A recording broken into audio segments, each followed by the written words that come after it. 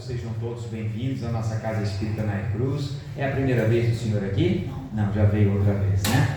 Então sejam todos bem-vindos mais uma vez, continuando as comemorações do nosso aniversário, sábados, tanto no estudo da segunda-feira, porque foram oportunidades de celebrarmos os 24 anos de fundação da nossa casa. Dando continuidade, hoje nós teremos o nosso irmão Luiz Maurício. Agora vai ser difícil achar aqui o tema, você pode falar até Planejamento reencarnatório. Planejamento reencarnatório. O nosso estava agendado para hoje o nosso irmão Hélio Ribeiro, mas em função de problemas de saúde ele não pôde estar conosco. Estará em breve, com certeza, em outra oportunidade. Então ele pediu desculpas, né, por não poder estar cumprindo hoje o calendário conosco, mas estará em breve novamente aqui conosco, tá bom, meus irmãos? Então hoje o nosso irmão Luiz Maurício vai falar sobre planejamento reencarnatório, concluindo aí as palestras deste mês e todas as atividades, restando apenas o estudo agora de segunda-feira para completar aí o mês de aniversário da nossa casa. Em falando de aniversário, no próximo mês estaremos celebrando o 41º mês espírita aqui da nossa região, do nosso 42º seu. Ano que vem que vai ser interessante, né? 42º mês espírita do 42º conselho, 42 e 42. Então todos estão convidados e, como de costume, todas as reuniões do nosso mês espírita acontecem aos domingos, tá? Então, o dia 5 de julho, 12 de julho, 19 de julho e 26 de julho acontecerão sempre a partir das 15h30 o encontro em diversas casas aqui da nossa região. O primeiro encontro inicialmente está agendado para o dia 5 de julho, também às 15h30, com a palestrante será a nossa irmã Nancy Hertal, acho que é da Associação Espírita Fraternal da cidade de Nova Friburgo, com o tema o que temos feito para acolher, integrar e preparar novos trabalhadores. E o tema principal será desafios e caminhos, né, para a manutenção e renovação de tarefeiros espíritas. A nossa irmã Nancy Hertal, como falei, é de Nova Friburgo. A harmonização será feita pelo grupo Aprendizes do Evangelho. Esta data talvez sofra alguma alteração quanto à questão do horário, caso a seleção brasileira ganhe na próxima segunda-feira, né? Então nós estamos assim sempre com os eventos em função agora de Copa do Mundo, porque bate no mesmo horário e aí começam as dificuldades de transporte, as pessoas não conseguem se deslocar e às vezes tem aquelas festas, né, às vezes um pouco desregradas, né, e aí convém não arriscar, principalmente que é um domingo, né? E aí você vai para Cachoeiras e não volta de Cachoeiras, porque não tem ônibus, não tem, né, uma série de coisas.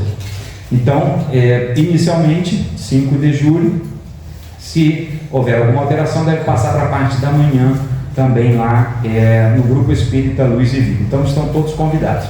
Na sequência, nós teremos no dia 12, no Grupo Espírita Alta de Souza, nossa irmã Rose, do Grupo Espírita Maria de Nazaré. No dia 19 de julho, no Centro de Cultura Espírita Allan Kardec, em Tanguá, nós teremos o nosso irmão Sérgio, lá do Grupo Espírita Obreiros do Cristo, de Maricá, muitos aqui já conhecem. E no dia 26 de julho, encerrando então o mês espírita, a nossa casa vai receber o encerramento desse ano. Então, a Casa Espírita Nair Cruz sediará o encerramento do 41º mês espírita deste ano. Nós teremos aqui a nossa irmã Thelma Lopes, que é do Grupo Espírita Francisco de Assis, já esteve aqui conosco outras vezes, a nossa amiga querida, com o tema O Trabalhador Espírita e a Arte de Cuidar do Próprio Coração. Então estamos convidando a todos a participarem. Aqueles que puderem ir em todos os encontros, será muito bom. Aqueles que puderem estar aqui conosco no dia 26, será também bom. Qualquer outro dia, né? O importante é participarmos, estarmos presentes. Aqui na nossa casa também, a harmonização será feita com o grupo Aprendizes do Evangelho. Conforme for passando os dias, a gente vai anunciando. Mas, de qualquer forma, o primeiro evento é no próximo domingo, sem ser amanhã, né? Na semana que vem, tá bom? Então, dando continuidade ao nosso encontro, vamos fazer a leitura de uma página do livro Fonte Viva, do Espírito Emmanuel, na psicografia do nosso querido Chico Xavier. Procuremos com zelo. Procurai com zelo os melhores dons e eu vos mostrarei um caminho ainda mais excelente. São palavras de Paulo, registradas em 1 Coríntios, capítulo 12, versículo 31. E Emmanuel comenta: a ideia de que ninguém deve procurar aprender e melhorar-se para ser mais útil à revelação divina é muito mais uma tentativa de consagração à ociosidade que um ensaio de humildade incipiente. A vida é curso avançado de aprimoramento por meio do esforço e da luta, e se a própria pedra deve sofrer o burilamento para refletir a luz, que dizer de nós mesmos, chamados desde agora a exteriorizar os recursos divinos? Ninguém interrompa o serviço abençoado da sua educação a pretexto de cooperar com o céu, porque o progresso é um comboio de rodas infatigáveis que relega para trás os que se rebelam contra os imperativos da frente. É indispensável avançar com a melhoria consequente de tudo o que nos rodeia. E o Evangelho não endossa qualquer atitude de expectativa displicente. A palavra de Paulo é demasiado significativa. Dirigindo-se aos coríntios, o apóstolo da gentilidade exorta-os a procurarem com fervor os melhores dons. É imprescindível nos disponhamos a adquirir as qualidades mais nobres de inteligência e coração, sublimando a individualidade imperecível. Cultura e santificação por meio do trabalho da fraternidade constituem dever para todas as criaturas. Autoaperfeiçoamento é obrigação comum. Busquemos zelosos a elevação de nós mesmos, assinalando a nossa presença, seja onde for, com as bênçãos do serviço a todos, e tão logo estejamos integrados no esforço digno, dentro da ação pessoal incessante no bem, o alto nos descortinará mais iluminados caminhos para a ascensão. Vamos orar, meus irmãos e minhas irmãs, mais uma vez e sempre, elevando os nossos pensamentos ao nosso querido Mestre Jesus, mais uma vez, rogando a sua presença entre nós, porque aqui mais uma vez estamos reunidos em seu nome. Que Ele possa envolver a cada um de nós presente neste ambiente, assim como aqueles irmãos e irmãs que hoje não puderam estar conosco por conta das dificuldades no campo da saúde. Sejam eles todos envolvidos com bênçãos de refazimento. Que o Senhor possa abençoar o nosso irmão que fará uso da palavra, abençoar a cada um de nós para que esta palavra caiba bem dentro dos nossos sentimentos e dos nossos pensamentos. Que o Senhor abençoe a todas as instituições religiosas aqui do nosso entorno, abençoe a todos os lares, famílias, todos aqueles que aqui se encontram, bem próximos de nós, e que a sua luz, o seu amor, abençoe a nossa instituição, e mais este ano que se completa de vida e de criação.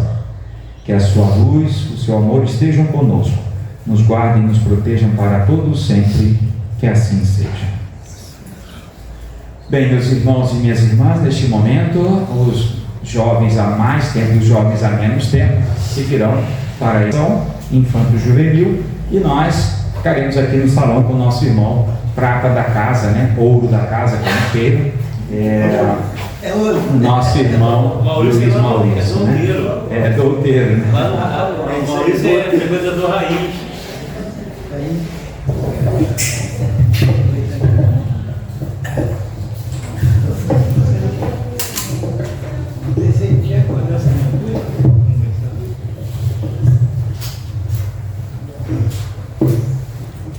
Bem, boa tarde a todos, irmãos e irmãs.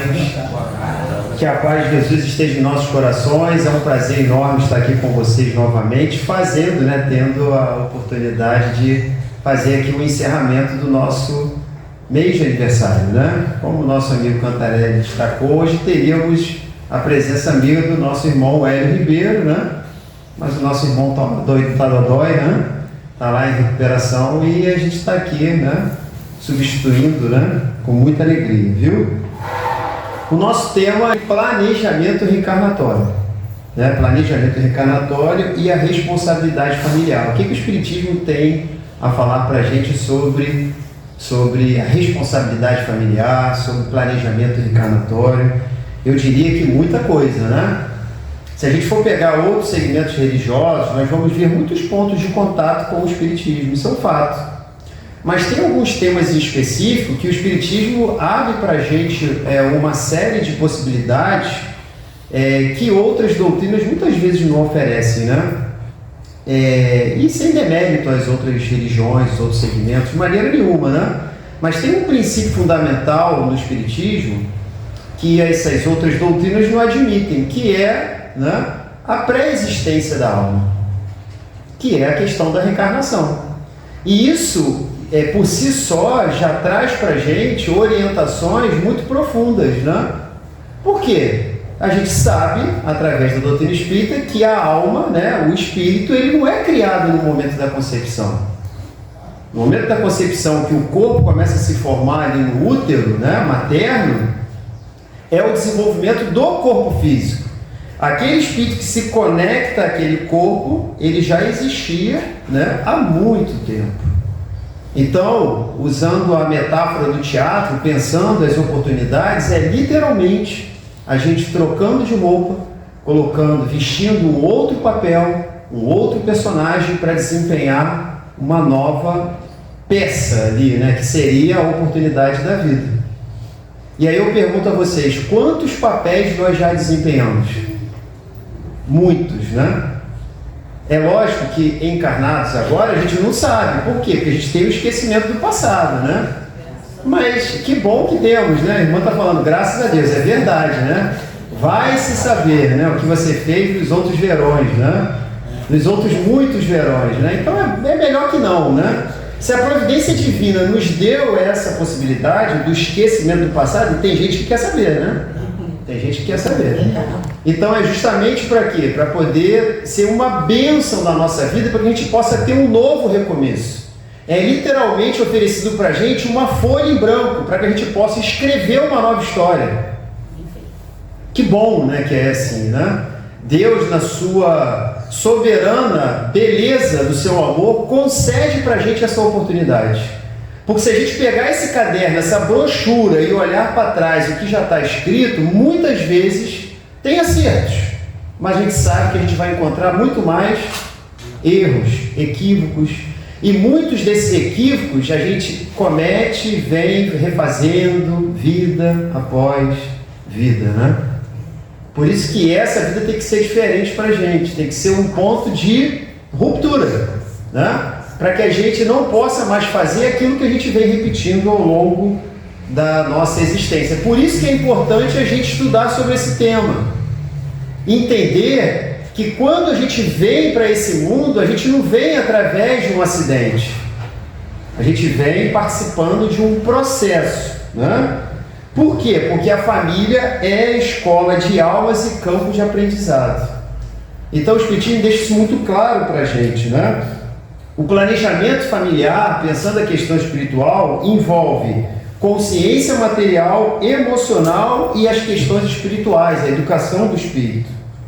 Receber filhos é acolher espíritos em processo de evolução. Então, quando a gente fala de programação espiritual, existem muitos desafios. Mas aí, para ilustrar, né, aqui as nossas reflexões, eu vou convidar vocês para que a gente possa lembrar, né, de uma história interessante, muito conhecida, né, no movimento espírita, que está registrado no livro Missionários da Luz, né? Todo mundo lembra do espírito André Luiz, né? O companheiro está retomando a casa, mas conhece o espírito André Luiz, né? O espírito André Luiz, ele fez um trabalho muito significativo com o médium Francisco Cândido Xavier. Vários espíritos tiveram trabalhos muito importantes através da mediunidade de Francisco Cândido Xavier. Mas, sem sombra de dúvida, o trabalho desenvolvido pelo espírito André Luiz trouxe uma contribuição muito importante. Eu costumo dizer, isso é uma questão, uma perspectiva nossa, né? Que aquilo que Allan Kardec falou em síntese, em muitas questões, vai ser desdobrado por André Luiz através da vida no mundo espiritual, que é toda essa coleção que é inaugurada por uma obra que é um best-seller na literatura espírita, que é Nosso Lar. Nosso Lar é o livro que inaugura a vida no mundo espiritual. Na sequência vem Mensageiros, e a terceira obra, que é a que a gente vai servir hoje de material para a gente refletir, Missionários da Luz. Só abrindo um parênteses, não sei se vocês sabem, é óbvio que o espírito André Luiz, ele não se chamava André Luiz, né? Quando ele encontra com Chico, isso acontece no ano 1941. É o primeiro contato entre o médium Chico Xavier e o espírito André Luiz, 1941. Ali começa, né, digamos assim, o contato fluídico entre o espírito e o médium, que obviamente ali já sabia, né, porque já havia esse planejamento, uma vez que ele está desencarnado, ele já sabia de todo aquele projeto que existia com aquele médium para ser feito, né? Só que, para que esse trabalho se iniciasse, era preciso, né, esse contato fluídico do médium com o espírito ao longo de um certo período. Não é à toa que eles se encontram ali pela primeira vez em 1941 e o Nosso Lar só vai ser publicado em 1944, 3 anos depois. Então, esse período, há uma necessidade para que isso pudesse acontecer, até porque seria um trabalho muito longevo, né, entre eles. Quantas obras o Chico trouxe através de André Luiz, que vão além daquela coleção a Vida no Mundo Espiritual. E aí, o nome André Luiz, eu não sei se vocês sabem, mas o irmão do Chico Xavier, um dos irmãos do Chico Xavier se chamava André Luiz, né? E quando eles têm esse contato a primeira vez, é à noite, no quarto do Chico Xavier. E o Chico Xavier dormia com outros irmãos no quarto. Nesse dia, esse irmão que estava dormindo do lado dele, na cama ao lado, era André Luiz. E aí, no final desse contato, o Chico pergunta para o espírito: mas qual é o seu nome? E aí o espírito pergunta: qual é o nome dele aí, que está dormindo aí do lado? Né? Aí ele: André Luiz. Então, é esse, meu nome é André Luiz, né? Então ele usa o pseudônimo do próprio irmão do Chico, porque ele não queria se revelar, né? Ele não se revela e a gente fica querendo saber o nome do espírito, né? Você vê como são as coisas, né? O espírito omite a identidade dele e a gente fica querendo ali investigar para saber qual é o nome do espírito, né? Você vê como é que é o encarnado, né? Como é que é um bicho complicado, né? E 44, Nosso Lar, mais a obra para a gente interessante, Missionários da Luz. Os 2 capítulos importantes para servir para a gente de material, o capítulo 12 e o capítulo 13. 12, preparação de experiências. Capítulo 13, reencarnação, que é um capítulo muito longo, extenso, por sinal. Esses 2 capítulos vão falar, o André Luiz vai ter a oportunidade de acompanhar a programação espiritual de um determinado espírito, mesmo sem condições, porque ele fala isso, é a narrativa dele, espírito.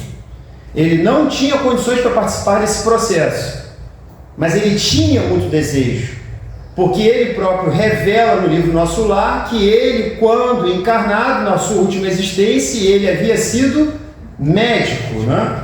Então ele revela isso no livro, que ele tinha todo o interesse em saber, na questão espiritual, como que se dava essa questão do processo reencarnatório. Mas esse é um processo meticuloso, cuidadoso, que aqueles que participam desse processo precisam ter conhecimento para isso e condições fluídicas. E ele não tinha nada disso, né? Ele tinha o interesse de querer aprender né? E, obviamente, como havia esse projeto com ele de revelar algumas dessas questões do mundo espiritual que inicia no nosso lar, o instrutor Alexandre convida ele. Faz o convite a ele, mas só que diz para ele: olha, você não tem condições, mas eu sei do seu grande interesse em participar desse processo. Então vamos fazer o seguinte, você vai ficar se preparando alguns dias. Manda ele lá para o Instituto de Reencarnação para que ele fique alguns dias lá se preparando para participar desse projeto em específico, porque era um projeto que estava naufragando. Então era um projeto que estava ali com problemas sérios para esse retorno desse determinado espírito. O instrutor Alexandre, ele é convidado por outro instrutor que era o real responsável por esse processo, que se chama Herculano. Herculano chama Alexandre para que ele pudesse ajudar. Por quê? Porque o pai e a mãe já estavam encarnados e aquele espírito que viria, agora vocês vão lembrar da história, né? Que é o famoso Segismundo, né? Para que ele pudesse voltar, determinadas condições muito importantes, principalmente dos pais, deveriam ser ajustadas porque estavam em desajuste. E isso já estava afetando o espírito reencarnante. Porque por trás desses 3 espíritos, na reencarnação anterior, havia uma trama perversa que uniu essas 3 criaturas por conta das suas escolhas, por conta das suas ações, projetando eles para regiões de muita dificuldade. Os 2 que estavam encarnados, o casal, Adelino e Raquel, já haviam tido um filho. O segundo filho seria a reencarnação de Segismundo. Qual era a trama que envolvia esses espíritos? Na reencarnação anterior, Raquel era esposa de Adelino e ela é seduzida por Segismundo. Quando Adelino descobre, nessa época havia o duelo, né? Uma pessoa poderia duelar com a outra por conta de questões às vezes banais, questões de discussões, questões fúteis, mas havia uma legislação que permitia isso. As pessoas escolhiam ainda, né, qual era o tipo de arma que seria utilizada para esse duelo. Você poderia ser espada, arma de fogo, né, dependendo da época, né? E aí, nesse duelo, Segismundo assassina Adelino. Depois, ele não consegue ficar com aquela que ele seduziu e desgraçou esse casamento, e Raquel acaba caindo nas malhas da prostituição. Então, um assassinado, a outra para a prostituição e o outro numa situação muito difícil depois de desencarnar por ter sido o artífice de todo esse processo. Os 3, uma vez no mundo espiritual, vão colher os frutos, né, extremamente danosos dessas escolhas, dessas ações. E aí a espiritualidade opera justamente, né, porque fluidicamente esses 3 espíritos já estavam ligados. A doutrina espírita mostra isso para a gente de uma forma muito clara. Quando a gente comete algum tipo de crime com alguém, a gente se vincula fluidicamente àquela pessoa, porque há uma necessidade de reparação. Então eles 3 já viam esse laço por conta das suas ações, né? E era preciso esse ajustamento, esse processo educativo, através do processo familiar. Era a família, através dos seus laços de amor, através dos laços consanguíneos, que são muito fortes, né, para poder vincular espíritos, para que aquela questão pudesse ser resolvida. Então, Raquel e Adelino já estavam reencarnados, tudo certo. Chegou a hora de vir Segismundo. É aí que começa o problema, porque quem é o personagem dessa história que, de forma, né, descompassada, e vai começar a afetar o processo? Justamente aquele que foi assassinado, o pai. Porque a Raquel já havia se ajustado espiritualmente. Não é à toa que os espíritos narram, quando eles, no momento do sono, para onde eles iam, né, Raquel, ela ia em contato da sua avó, por exemplo, que era um espírito que já havia alcançado uma determinada espiritualidade para aconselhamentos, para a preparação daquele momento que estava próximo a vir receber aquele espírito no seu útero, né? Enquanto Adelino estava tomado pela vibração do ciúme e do ódio. Detalhe, os três, no mundo espiritual, antes de reencarnar Adelino e Raquel, já haviam combinado. Esse contrato já tinha sido firmado, já estava reconhecido firma, tudo certinho, entendeu? Estava tudo ajustado ali. Só que quando a gente mergulha na matéria, o que acontece? A gente esquece. E aí o que orienta as nossas escolhas? O que orienta as nossas escolhas são os nossos sentimentos. São esses que nos orientam.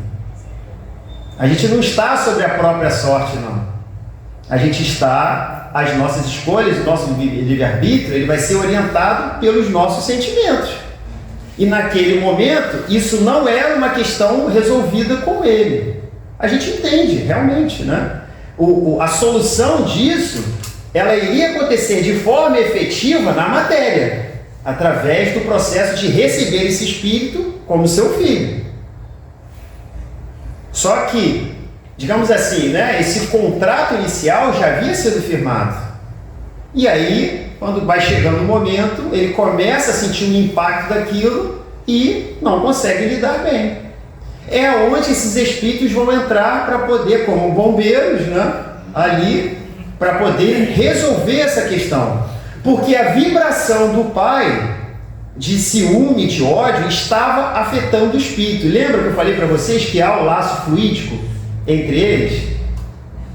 Então, quando ele pensava, quando ele sentia raiva, aquela contaminação dele na vida material, aquilo ia direto para o espírito. O espírito que estava muito animado para voltar, o que aconteceu? Começou a desanimar. Começou a dar para trás também. Olha o problema. O pai não queria receber e o filho, vendo o pai naquela situação, não vou, não vai dar certo, vai acontecer algum problema. Eu quero abortar essa situação, né? Essa história.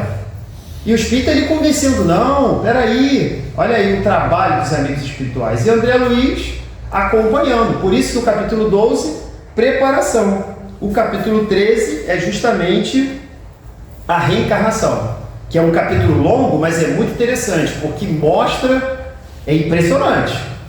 Até o momento da concepção, a questão biológica vai mostrando os detalhes, só para vocês terem ideia. O pensamento contaminado do pai, de ódio e de ciúme, estava quimicamente afetando a questão da produção de espermatozoides dele. Ou seja, a questão mental estava na matéria ali de forma, né, psicossomática, afetando o seu próprio corpo físico. Ou seja, o pensamento dele estava tornando ele infértil. E a espiritualidade até nisso estava afetando. Então, olha a questão. E aí tem uma cena que o André Luiz narra, que é muito interessante, né? Que eles vão visitar o lar do casal, né? E aí o Herculano está junto com o Segismundo e o André Luiz e o Alexandre chegam depois, né? O Segismundo já está dentro do lar, o Herculano na porta de casa esperando o André Luiz para recepcionar, né? E o Alexandre, para que eles pudessem fazer uma visita no lar. E aí eles estão ali presenciando um almoço, um momento antes e a refeição da família. O Adelino estava tão acabrunhado, né, tão afetado pela questão ali daqueles sentimentos, que a esposa tentava conversar com ele e ele só respondia de forma monossilábica. Sim, não, talvez, não sei, né? E ela ali, forçando, né, o diálogo. O que a espiritualidade faz? Olha só, gente, que coisa extraordinária. Tem lá o pai, a mãe e a criança. A espiritualidade, ele está ali envolvido por um psiquismo tão deletério que a espiritualidade não consegue atuar diretamente nele. O que eles fazem? Atuam na criança. Porque a mãe, coitada, ela estava ali, né? Tentando, e não conseguia puxar um papo, para poder melhorar o ambiente. Eles estavam operando para melhorar o ambiente deles. Porque isso também afeta. Muitas vezes, né, o casal, quando quer ter um filho, ele se preocupa com tudo, menos com isso, né? A harmonia entre os cônjuges. Ele vai no médico para ver isso, vai no médico para ver aquilo, e essa questão da harmonia, porque um filho, pelo menos, deveria, né, ser gerado dentro de um ambiente harmônico, dentro de um ambiente pacificado, porque é o retorno de um espírito ao mundo material. É lógico, as pessoas não têm dimensão disso, mas nós espíritas temos que ter. Porque quando chegar o nosso momento da experiência, ou que a gente possa servir, né, ali de orientação para alguém, que a gente passe essas informações, que indique as obras, para que a pessoa tenha ciência de como que ela influencia no processo, né? Porque a gente é educado para poder valorizar a ciência, né? A ciência, a medicina, né? Mas a gente não tem dimensão de coisas que são muito mais importantes na nossa vida do que essas. Muito mais importantes. E aí a espiritualidade vai ali e ela dá um passe no garoto de 4 anos de idade. E a criança, o que ela faz? Através de perguntas pueris, fúteis, ela consegue fazer o pai quebrar o gelo. Porque o pai acha graça da pergunta, né? Pergunta infantil, né? Ali, como a gente costuma dizer, sem maldade, né?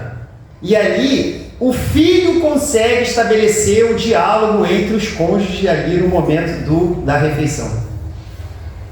Algo que a esposa já estava tentando muito antes do momento ali da refeição. Olha que coisa interessante. A espiritualidade operando através de uma criança para poder quebrar aquele gelo entre eles. Era preciso mudar aquele quadro entre eles para que a harmonia pudesse acontecer e eles pudessem ali operar. O espírito, vendo aquela situação, o futuro reencarnante, ele estava sendo abalado por isso. E aí o Alexandre, lembrando a ele, né?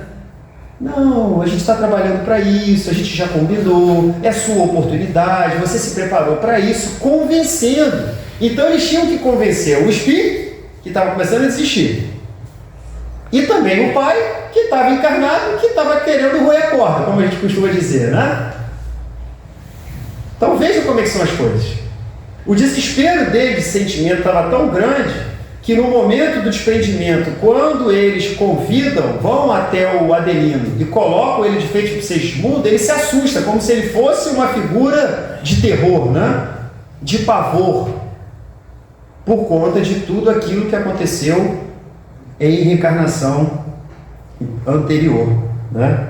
Então, a nova experiência, ela representa a oportunidade de reconciliação, como mostra esse caso narrado por André Luiz, né? A moral da história, eles conseguem convencer tanto o pai, chamando ele para a responsabilidade, com muita dificuldade, mas conseguem, e também conseguem dar uma injeção de ânimo no espírito para que ele continuasse. Aí vocês vão pensar assim, mas o espírito, ele está tendo oportunidade, a gente não fala que a gente pede oportunidade, a gente pede de joelho, né, para poder voltar para a vida material, mas não é assim que funciona muitas vezes. Principalmente quando você depende de um determinado espírito para um processo ali de solução de uma determinada problemática. Claro que a gente se humilha muitas vezes, né, pedindo, implorando para poder retornar, para ter a oportunidade de a gente, né, quitar as nossas dívidas e se reeducar, evoluir. Claro, isso é um fato. Mas tem muitos momentos que a espiritualidade vai ter que trabalhar dessa forma. Até porque a Adelina e Raquel vieram antes com uma das missões, receber aquele que seria seu filho, Segismundo. E isso acontece. Muitas vezes, olha a necessidade de você trabalhar com o Espírito. Com o Espírito. No Livro dos Espíritos, quando Allan Kardec está fazendo perguntas relacionadas ao retorno do Espírito à vida corporal, fala sobre a questão do aborto espontâneo. E a espiritualidade é categórica em responder que muitos dos abortos espontâneos são provocados pelo espírito reencarnante. Porque ele aborta a missão. E aborta a missão por quê? Por medo, por desconfiança, por falta ali de esperança, né? Dominado por determinados sentimentos que atrapalham diretamente nesse processo, e aí às vezes acontece. Não necessariamente é um reajuste ali exclusivamente da mãe. Muitas vezes é muito mais um processo do espírito do que da mãe. Então vejam como é que são as coisas, né? Então, essa nova experiência é uma oportunidade ímpar, né? O amor cobre uma multidão de pecados, não é isso que diz o apóstolo Pedro na sua Epístola Universal? Assim, Deus, em sua bondade, nos possibilita desfazer relações de ódio. Olha a bênção da reencarnação juntando esses espíritos que se atrelaram, né, ali através de relações, infelizmente, de ódio. Tomado por quê? Por emoções, por escolhas ali, às vezes, né, dominado por paixões e outros tipos de sentimentos que fazem com que a gente tome atitudes que muitas vezes vão comprometer toda uma existência. Quantos espíritos a gente vê aí desencarnando, inclusive hoje, por conta de situações às vezes tão pequenas, né, por escolhas ali tomadas na emoção, né, jovens desencarnando, espíritos que vieram com todo um processo de continuidade na matéria que são interrompidos por quê? Por escolhas equivocadas, né? Então, família, dentro da programação, dentro do entendimento espírita, é compromisso espiritual. Família é compromisso espiritual. Os familiares não se reúnem por acaso. Muitas vezes o lar aproxima espíritos ligados por amor, provas ou reajustes. Isso é importante. Que, inclusive, o instrutor Alexandre fala isso para o André Luiz. Aquele modelo, aquela questão ali que é contado através do caso do Segismundo, não é um padrão para a gente poder pensar a questão da programação espiritual. Não é assim que funciona, né? Existe uma série de variáveis. Muitas vezes o espírito sequer participa do seu processo de programação espiritual, que é o que a gente chama de reencarnação compulsória. Compulsória. O nome já está falando, obrigatória. O espírito não quer reencarnar. Não é esse caso do Segismundo que está ali titubeante. Não é isso, o espírito não quer, ele está envolvido em tramas, envolvido em determinadas situações de relações de processos obsessivos gravíssimos, em quadrilhas, que ele não quer. Ele quer continuar se alimentando daquelas energias, daqueles processos que ele está acostumado, dentro dos processos viciosos que está envolvido. Só que, né, o processo de educação espiritual evolutivo é um determinismo divino. Ninguém escapa disso. Não adianta. Quantas vezes conversamos com espíritos lá na reunião mediúnica e o espírito fala: quem falou que eu vou reencarnar? Né? Debate no peito, estufa o peito. A gente fala: vai. Mas eu não quero, mas não é escolha. O livre-arbítrio, ele tem limite, né? Se o livre-arbítrio aqui, na lei humana, tem limite, não é isso? Fala-se tanto de liberdade de expressão hoje, né? Mas a liberdade de expressão tem crimes. A partir do momento que você fere uma legislação, você não pode ter liberdade de expressão, né? Limites muito naturais, né? A lei não permite que você faça propaganda do nazismo, por exemplo. Por quê? Porque é um regime político que trouxe o ódio na sua mais profunda ali, demonstração, assassinando milhares de pessoas. Então, como né, que a liberdade de expressão vai permitir uma coisa dessa natureza. É contra a lei. Então, fazendo um parâmetro com a realidade material, pensando a realidade espiritual, também há travas naturais. Então, o determinismo da evolução espiritual é uma realidade. O espírito, querendo ou não, ele vai reencarnar. E aí, obviamente, não vai ser nesse modelo que a gente viu de o espírito estar ali, né, participando do almoço familiar dos seus futuros pais, né? Olha que beleza, né? Isso é uma beleza. Não é assim que funciona. Não é assim, né? Por conta da questão das necessidades, né? O lar é uma oficina de reconstrução dos vínculos espirituais. Olha que coisa bonita, né? Não é isso?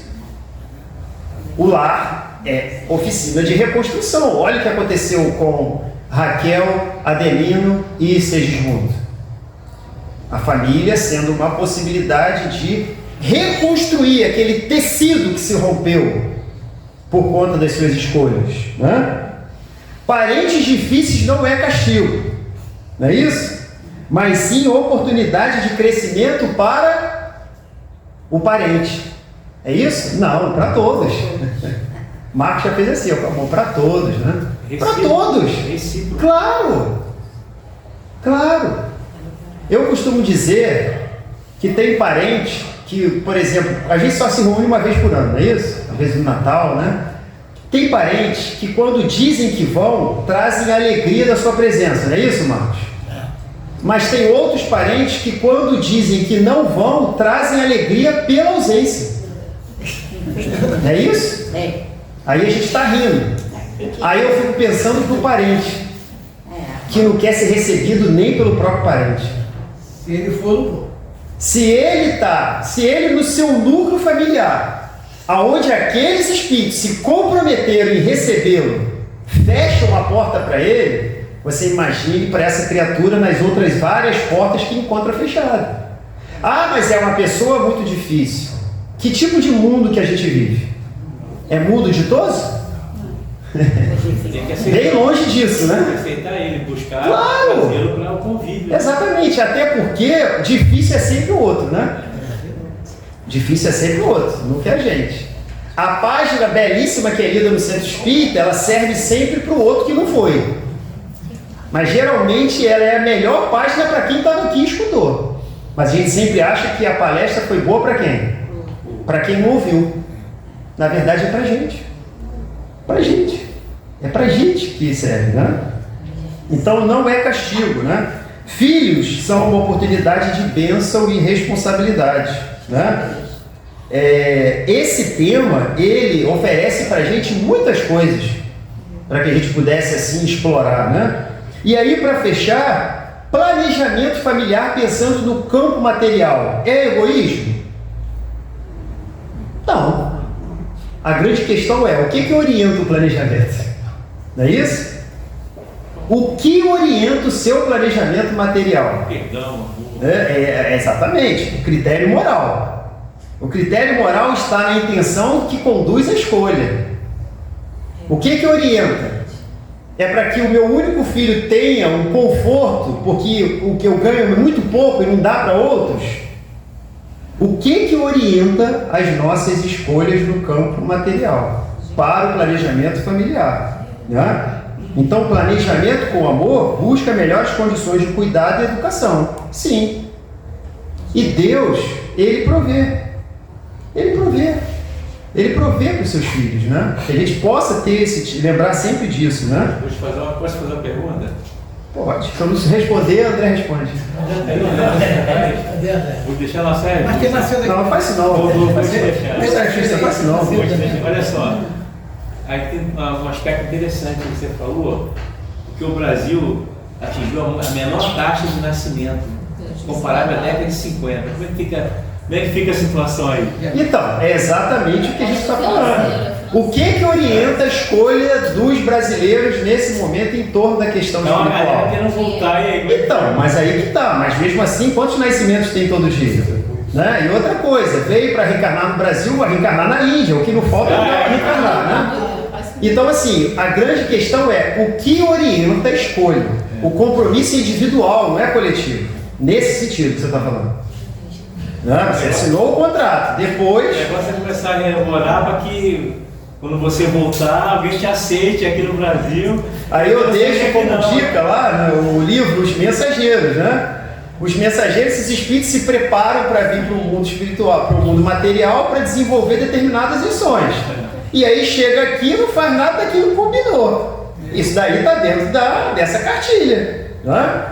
Não é à toa que você pega lá os capítulos do livro Os Mensageiros, eles são muito sugestivos, né? A queda de Otávio, o desastre de Acelino, olha os nomes dos títulos, né?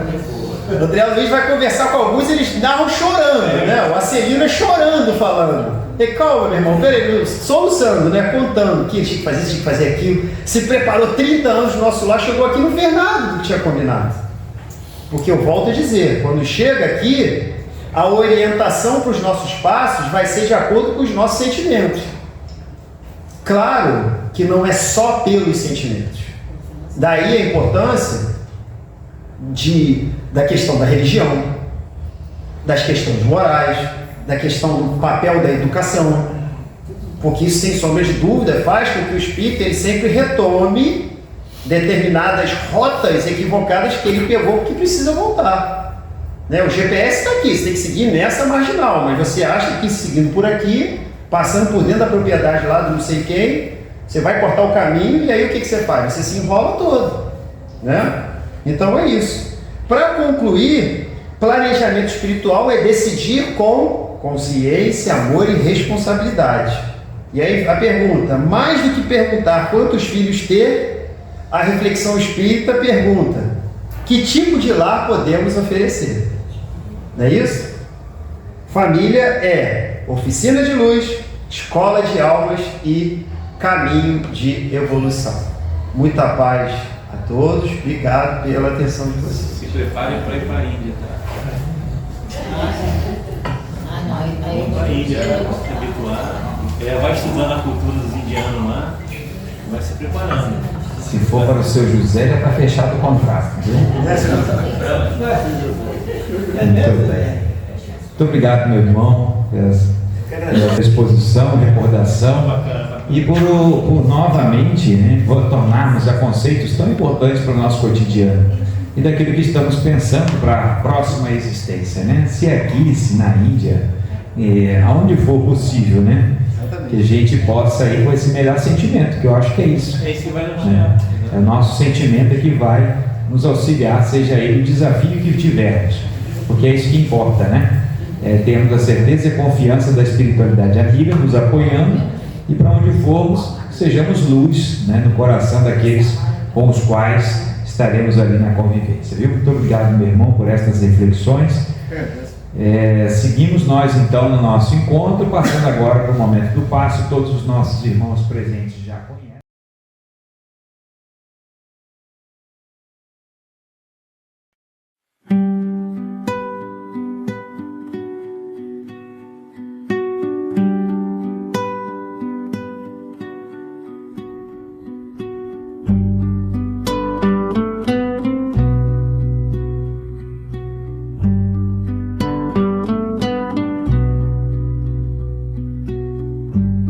No século passado, aqui se fez presente, pousou nestas paragens a humildade em forma de gente, mostrou seu trabalho, sua dedicação. Com teu sorriso meigo e doce coração, formou berços de amor do ensino de Jesus. Nas folhas do Evangelho acendeu aqui a luz. Lutou pela pobreza até até a exaustão. Não conhecia a letra, mas fez da sua vida uma canção. Bendita seja então Nair, amiga de Jesus, no amor e no Evangelho. Oh, Nair, cruz. Bendita seja então Nair, amiga de Jesus, no amor e no Evangelho. Oh, Nair, cruz.